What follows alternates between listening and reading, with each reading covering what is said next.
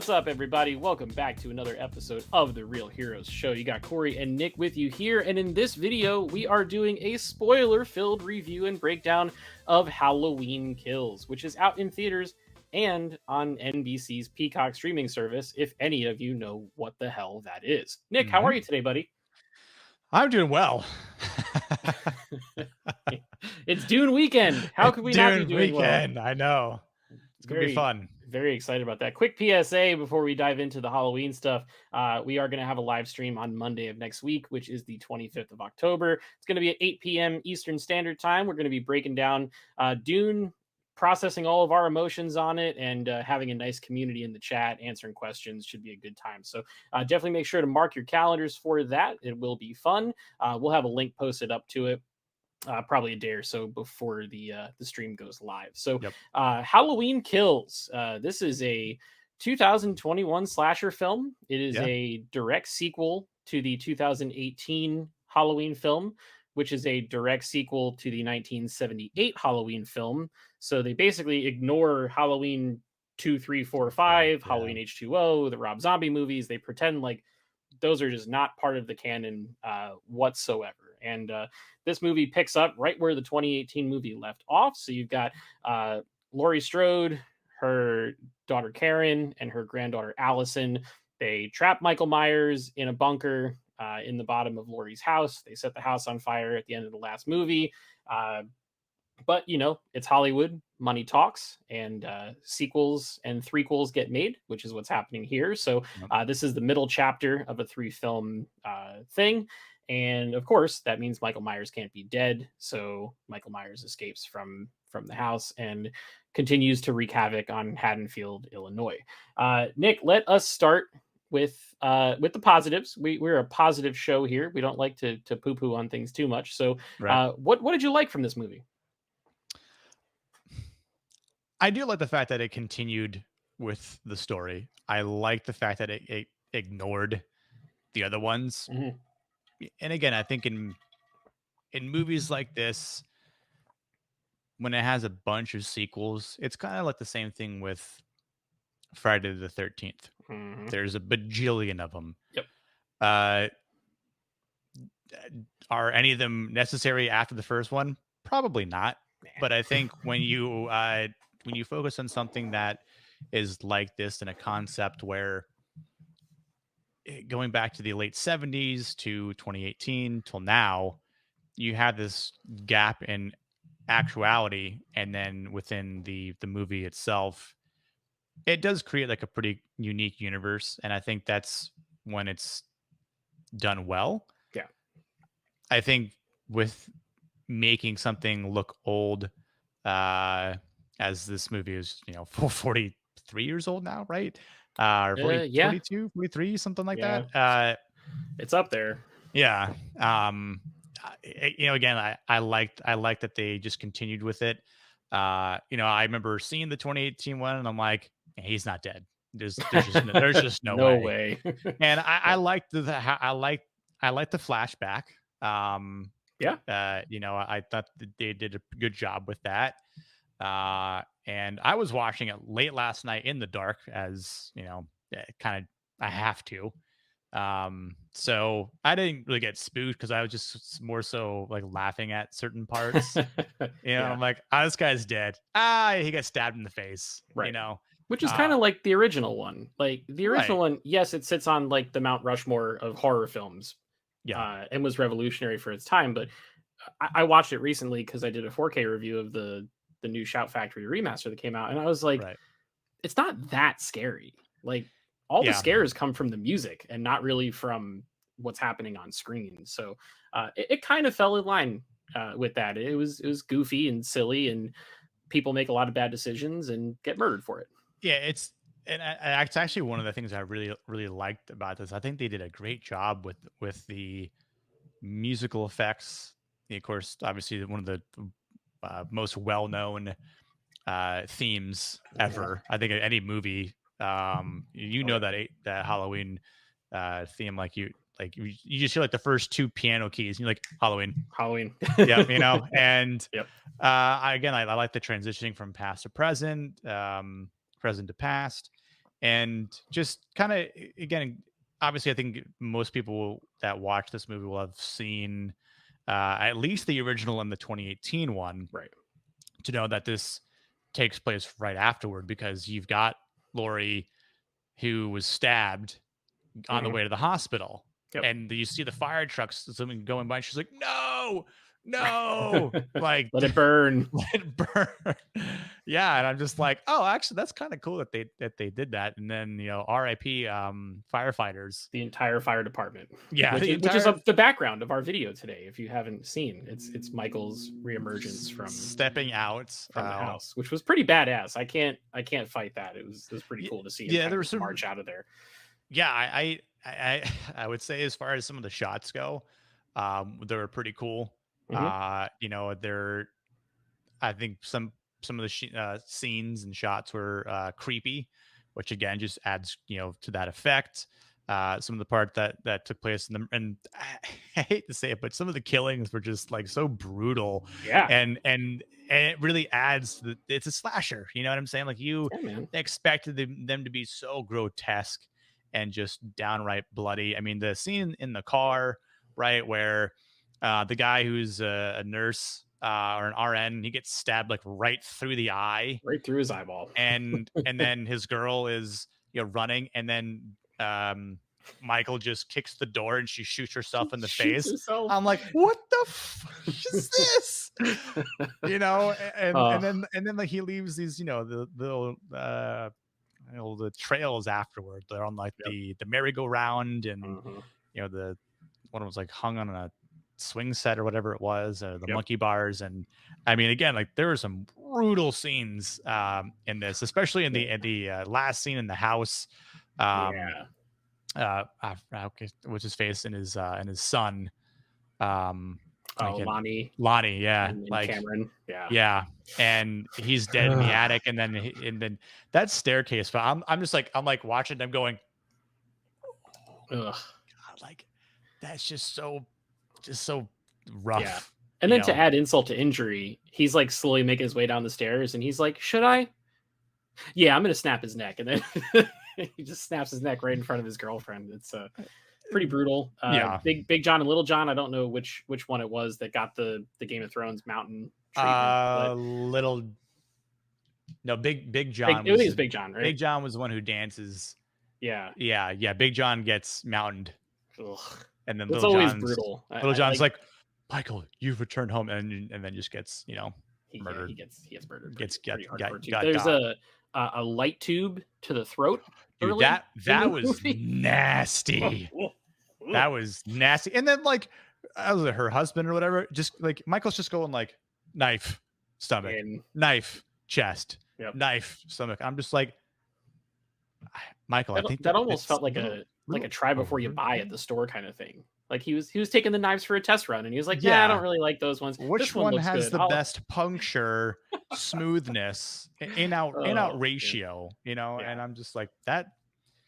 Yeah, that's definitely a slasher. You got to have Yeah. immense, slashes and stabbings, and Yeah. uh, but man, that the ending. Uh, if we're going there already, the ending where he gets lured into the street trap, Yeah. and they all just start taking turns, and I'm like, well, maybe he's finally dead, and then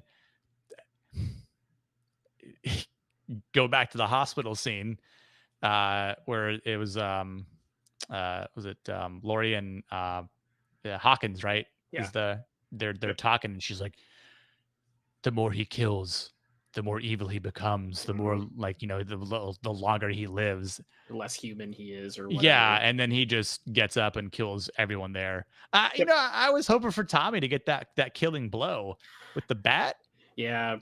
Like, but if you're like remotely informed about the fact that there's another movie that's coming out one Right. year later, Yep. you know that he's not going to die. So Yeah. it's almost kind of like, wait, are they really going there? And then you're in the back of your head, you're like, no, they're not. They're not really going to go there. Yeah, and I'm like, oh, he's definitely getting back up here, and then just proceeds to murder everyone. And then meanwhile, I'm like, Yeah.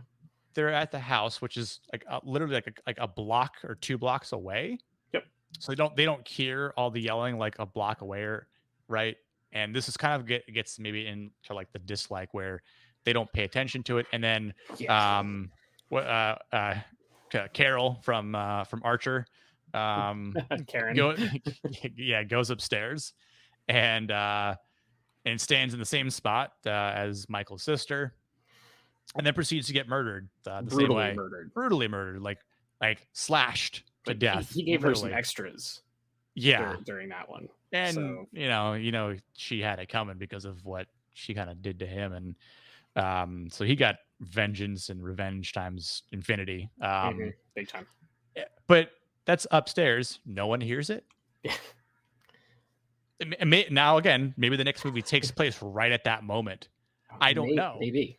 Because then they're saying maybe he'll show up next Halloween or the day after. We don't know. But he's still there. He's not dead. He's literally upstairs. He's literally upstairs murdering your daughter. There are police lights flashing on the street down below. Like it's reflected out the window. But I don't know. It's a little weird. But we'll save some of that for the dislikes. Yeah. I think you covered the two things that I had on my list for like the things I really liked about the film, which were the kills. The movie is called Halloween Kills. You probably need to make good on that, or else it's kind of false advertising, and they definitely make good on that. The one where he like impales up the firefighter, it like holds him up. Oh yeah. It's just like, all right, this dude's like super strong. Oh god, yeah. And he's like got to be at least like what 50 or 60 years old at this point. I mean, he's just eating people left and right. The music is fantastic. Anytime you've got a John Carpenter Halloween soundtrack, that is a character in the movie of itself, which is so crucial to everything they do. I would have liked to have heard a little more of the Halloween theme throughout, but when it does kick in, it's always great, and it's a good time. So on to some of the things that didn't really hit for me. The whole mob mentality subplot. Yeah. I get what they were going for. Mob mentalities are usually bad, and they usually result in people getting hurt that don't need to, right? However, this is a Halloween movie about Michael Myers that's coming back for revenge. And it almost felt like that subplot with the other guy that escaped from the prison who jumped out the window didn't really need to happen. Yeah. To motivate things or people. Like it just kind of seemed weird and a little bit out of place for me. No, I agree. Because especially when they're like, it's the wrong guy. And like, oh, you just now realize that? Like it's like the craze was so hectic, and people were so blind to rage. Right. And like, I like the chant, like evil dies tonight. Evil dies tonight. Like, cool. In the hospital though, like you think he's just gonna come in there and yeet everyone with like that, and that you're just gonna kind of flow against him, and that's where I'm like, he just kills himself. And I was like, again, like, they're not gonna show it. Oh, they showed it. All right, they showed it. Oh, they showed it. I'm like, there was an arm pointing in the wrong direction, and head smashed in, and all that. But like, and the old cop's like, this isn't him. I'm like, no shit, Sherlock. No, it's not him. Like people at this point, it's not 1978 anymore. People know what Michael Myers looks like to a degree, right? He exists in this world that they're playing in. Michael Myers is a very tall, slender human being. Right. This guy was like short and stocky, and had like longer hair. Like, there's no way that anyone would look at him and go, yeah, that's Michael Myers, definitely him. Like Tommy, who's played by Anthony Michael Hall in this one as the older version, he literally had a face-to-face interaction with Michael Myers. He knows that that's not what he looks like. It also kind of bleeds into one of the other things that I didn't really care for, which was I understand that horror movies by definition need to be filled with dumb people because people that have logic would survive them. Right. However, it felt like they cranked the dumb up to like 11 from some of these people. And it's like, just go the other way, man. Like, or maybe if this guy keeps coming back to this one town, leave the town, go somewhere else. He doesn't appear to be terrorizing any other suburbia in the United States. So whatever, it is what it is. I guess it's plot convenience, and you write things to happen to get the plot from A to B. But Yeah, and you know, and the other thing that I thought that would have more involvement is the sheriff. You know, I thought he was going to yeah, have a bigger role to play in this, and I'm like, you know what? He is going to be the one that actually takes out Michael. You know, or he'll have something to do with it. But again, the other thing is like you haven't tried to do other things like, you know, like lure him in like a freaking pad of acid. Like, you know, something that's like fire doesn't work. So yeah, fire clearly didn't work.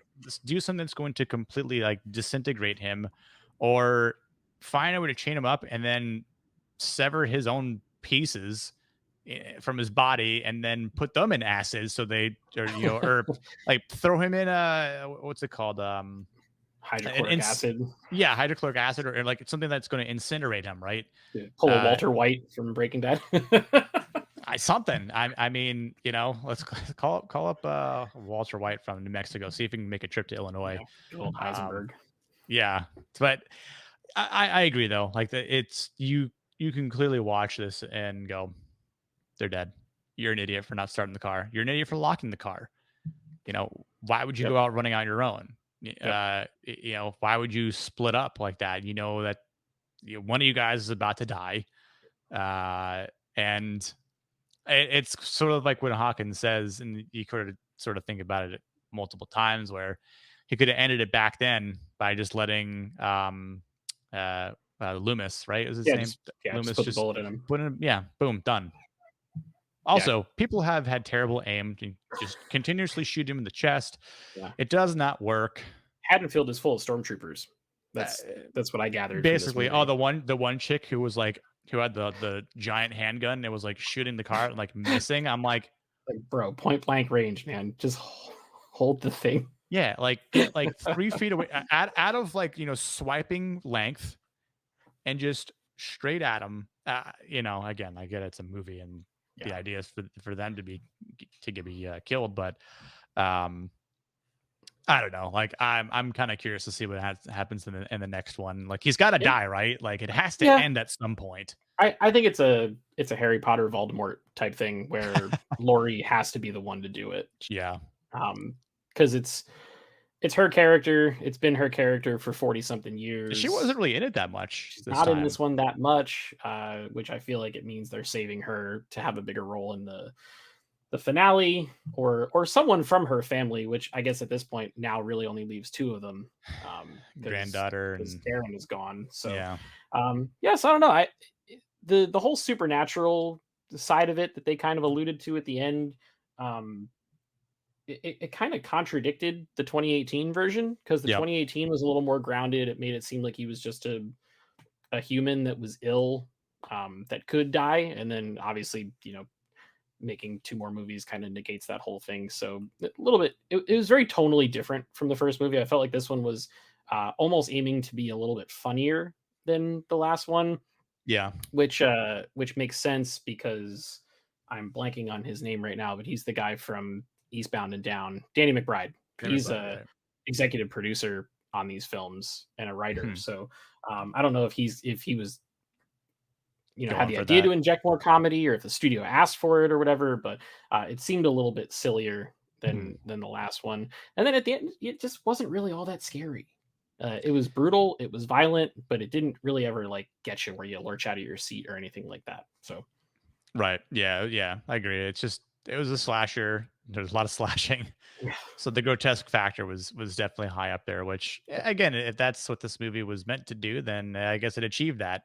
yeah, for Um, sure. but the jump scare setting, uh, yeah, it's like if you take away the music, there's nothing there that's really frightening about it. Right.